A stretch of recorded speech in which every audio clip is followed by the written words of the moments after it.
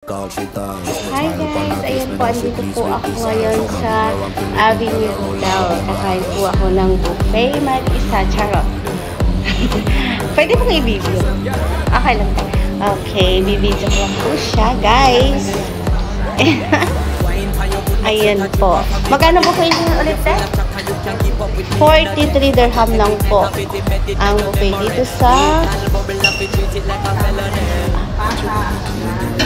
kasama na po yung pata talaga. Yan. 43 dirham dito lang po sa Hotel Avenue. Yan, dito po sa bar. Yan guys. O, diba? May kasamang pata na po to. Hintay na ako nung kasama ko. Ba't kaya tagal na? Yes, kapasok na po.